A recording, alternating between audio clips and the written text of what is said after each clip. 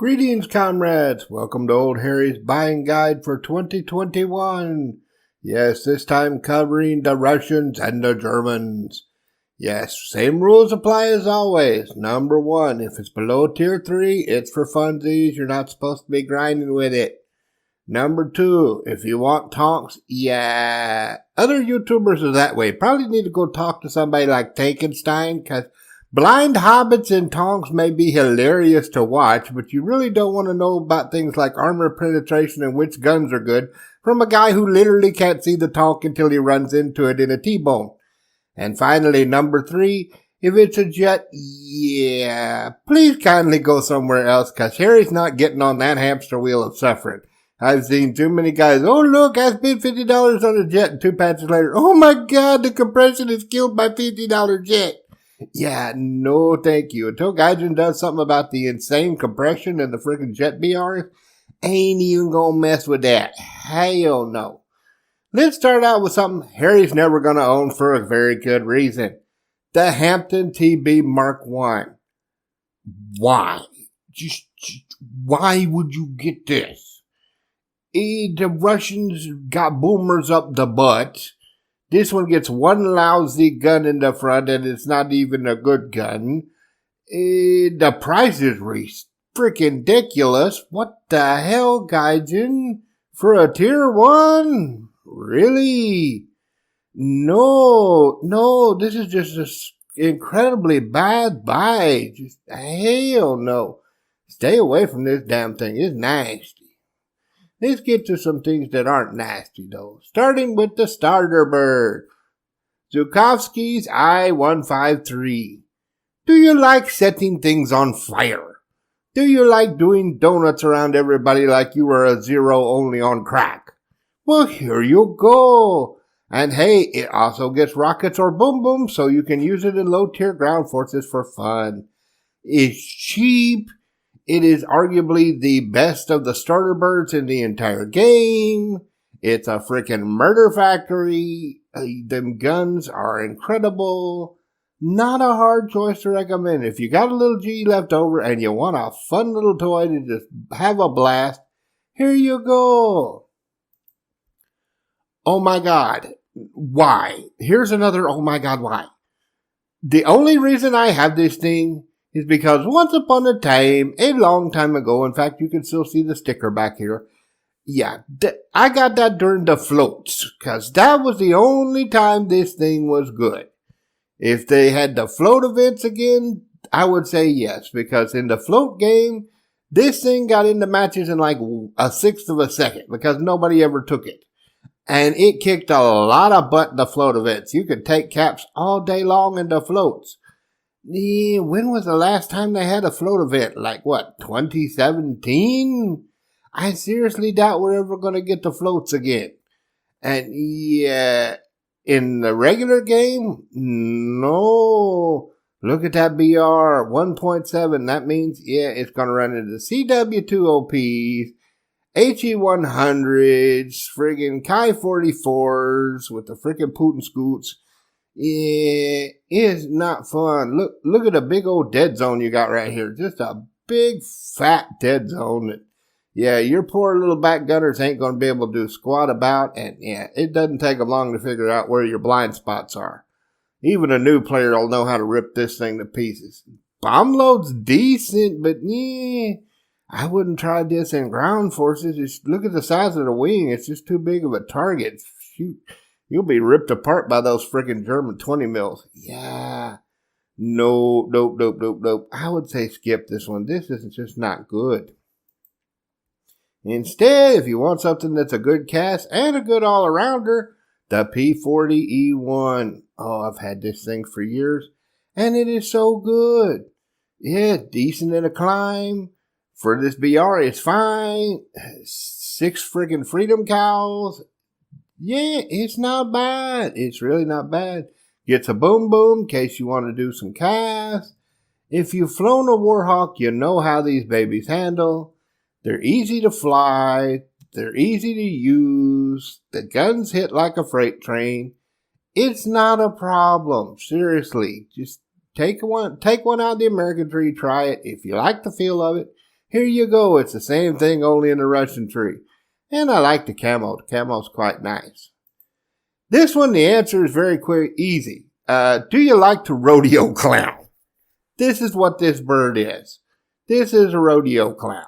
At 2.7 BR, you will be able to outturn Zeros, Spitfires, pretty much anything in the game, and the cannons hit surprisingly good. Although sadly, now that the Shavaks have the FI-30 buff, this one don't get the FI-30. So yeah, you have to use the air targets, which are still a little hit and miss.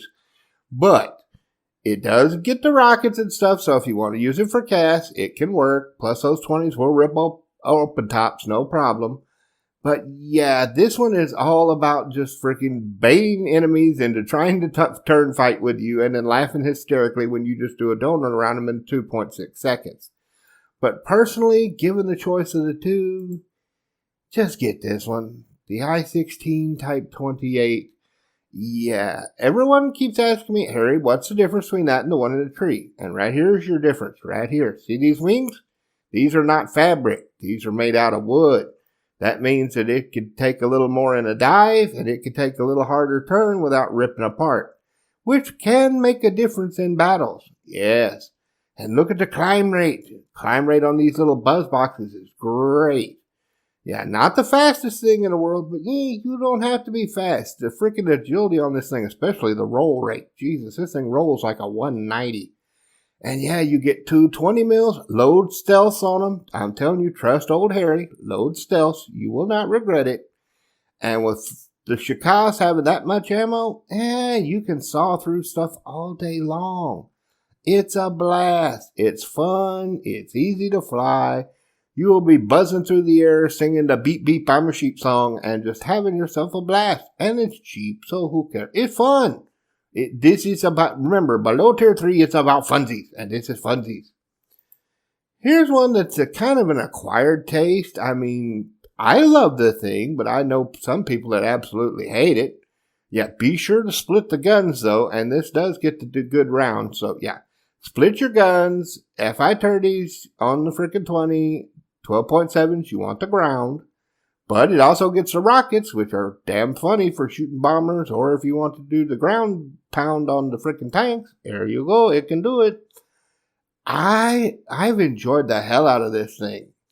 Yeah, it's not got the greatest climb, and yeah, it's not the fastest thing in a dive, because, well, it is a hurricane.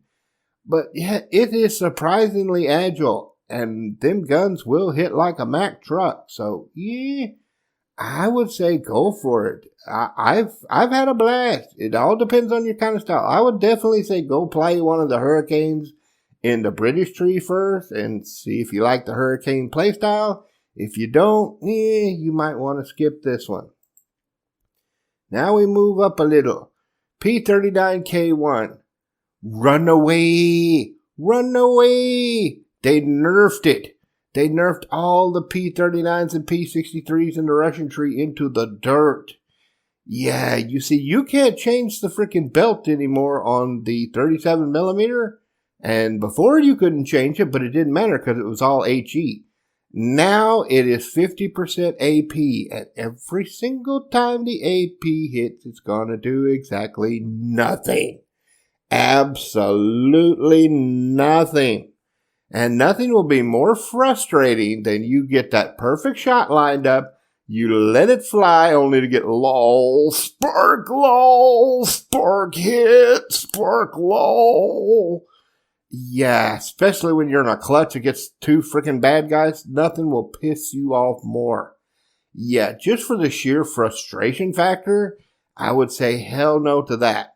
Same thing with this. Exact same problem. Stuck with the shitty AP belts, which, yeah. The 50s still work. On both of them, the 50s still work. But you're basically just ending up with an American bird with a 50 cal shortage and a gun that does nothing. I mean, the pin rate isn't even good enough to use it as a ground pounder. So you can't even go, well, at least you can kill it with... No, you can't even kill it with the tonks. It's just... Why, Gaijin? Why? From everything I've seen, the Russians never used AP belts because, well, duh, they had IL-2. IL-2 do ground pound. This thing was supposed to hunt boomers, and you don't hunt boomers with an AP shell. Oh, why, Gaijin, why you have to nerf? You make me sad. You make old Harry sad. Instead, if you want something captured at least, look at these. The battle beer. Yes, he's proud. He is Stalin boat. And look at all the ordnance. Yes. I was using it in talks, as you can see, because, yeah, even in talks, this thing will just kick the booties. Look at that. 2 500 kilograms and a 250, plus 8 beautiful freedom cows. Yeah, this thing's good in air. It's good in ground. It's versatile. It's got a decent SL and RP modifier, too. Yeah, you can't go wrong with the Stalin boat. It is a lovely thing. Yeah, I have never had any complaints about getting old Stalin boat. It's just been a wonderful bird. Oh, why, Gaijin? Why? For those that don't know, the B-25s have been through so many buffs and nerfs, it is ridiculous. Right now, it's in a nerf phase. It might be in a buff phase next week. You don't know. I don't know. Problem is, right now, is this right here. See these? Right now, this is made out of spun sugar and sadness.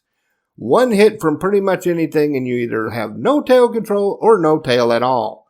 Yeah, you'd think this thing was made out of glass. And that gets annoying real quick. Plus, the bombs, they keep freaking nerfing and buffing those as well. One freaking time, you'll be able to kill a base with it. The next time, oh look, they nerfed the bombs. Now it can't even take 2/3 of a base. Next patch after that, oh look, it can kill a base again. Do you really want something that inconsistent? And I wouldn't even really use it in ground forces. I mean, why would you when you can get the Stalin bolt and do the same thing, only you'll be able to be in fighter mode after you get rid of your bombs. So yeah, while I loved this one back in the day when it only faced the Japanese, which were easy to set on fire, these days, nope, not so much. Now we come to the toys that old Harry is going to be picking up, or the ones he's going to be avoiding, and I will tell you why. 5 seconds after the sale starts on the Russians, yeah, this is going in my hangar. The Stalin Dora. And for those that didn't hear, when this sale is over, this goes bye-bye forever. So if you want one of these, you have to get it now, or you're not going to be able to get it. And yeah, 2 151s, 2 13 mils, just load it with stealth. They'll never dodge. They never will. And oh, I absolutely adore Focka Wolves. Anybody that knows me knows I just love the Focka Wolves. And this one's got good climb, good dive, good top speed. You can't put the bombs and rockets on like you can in the German one, but I mean, who cares? This is a pure fighter. Russians got plenty of things like IL-10s at this BR that you can use for the ground pound. Personally, yeah, if you're a collector, I would say grab it because once it's gone, and that's it. But this one is one I absolutely have to have because it's the only wolf I don't have. I have the Caesar, I got the Baguette Wolf, the Freedom Wolf, the freaking Japanese Wolf. This is the D13. This is the only one I need to complete my company of wolves. Yes. So yes, I will be grabbing this 5 seconds after it comes on sale and will be enjoying it. And if you're a collector, I bet you will enjoy it too. And of course, you know old Harry's going to buy this. Why? Right here. See that? Doom cannons. Yes, the same doom cannons that are on Boris. Oh, hell yes. You know how Harry has a soft spot for doom cannons. I mean, look at this thing. Isn't this cool looking? Yeah, it looks like a little baby fighter. It's adorable looking. And look at the amount of ammo it gets on his freaking flamethrowers. 3,000 rounds. You can saw things down all day. Yeah, you lose a little bit on the doom cannons, but he's fine, comrade. Yes, it probably just has a little sticker sitting there by the yoke that says, "Get good, comrade." And yes, old Harry will get good because he knows his doom cannons. Yeah, price is not bad. For a tier 4, it's not bad. Yeah, it's definitely cheaper than the Stalin Dora. And yeah, I have no doubt I'm going to have all kinds of fun in this toy. Oh, hell yeah. And of course, you can always use it in the ground forces as well because, yeah, doom cannons are doom cannons. And I'm pretty sure this thing gets bombs and rockets, don't it? Oh, good Lord, it gets a ton of them. Hell yeah. Yeah, this will be going in my 4.0 lineup with my beautiful freaking KV-1E. Oh, yeah, this gonna be nice. Harry's gonna like this new toy. Yeah, I'd say if you like to do ground forces or you just like playing with doom cannons, yeah, this is not a bad thing to pick. This thing. Asian keeps trying to talk me into getting this thing. God, he absolutely adores it. He gets 3 and 4 pieces all day long in this thing, but I have Big Sven and the 264.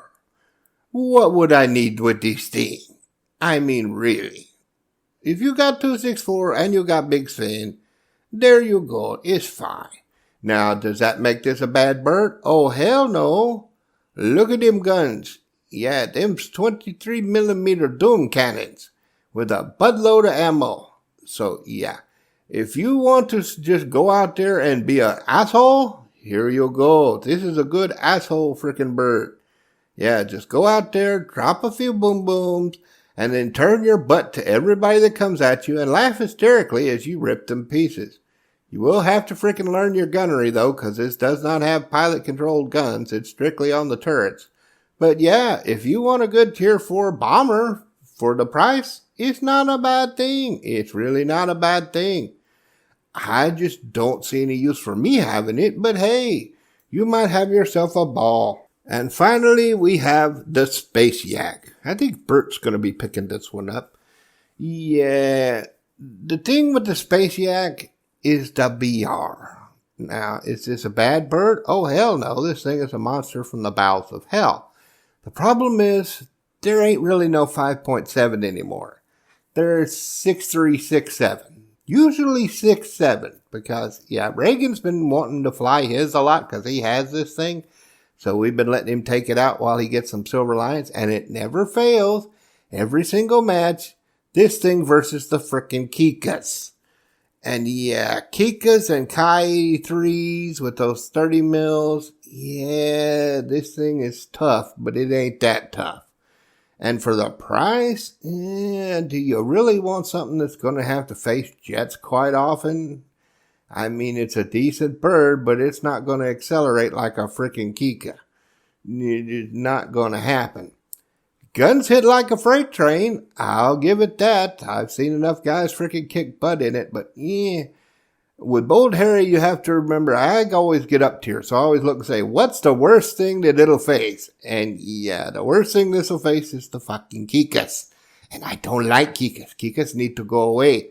So yeah, this one I will be saying pass. I'm not adding this to my collection, but if you don't mind fighting Kikas, it is a monster. I will give it that. And with the freaking buff to the guns, it's a slaughter fest.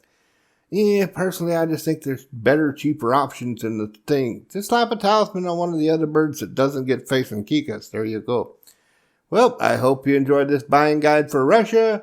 I will just whip out my buying guide for Germany and we'll put them as 2 separate videos because I know the people buying the Russians probably not going to be buying the Germans and vice versa. That way you can just pick the video you want for the things you want and there you go and not be a hassle and I won't be all clickbaity and a jerk. So I hope you enjoyed this buying guide. I hope you get you lots of nice toys and I hope to see you up there in the clouds. Have a good one, y'all.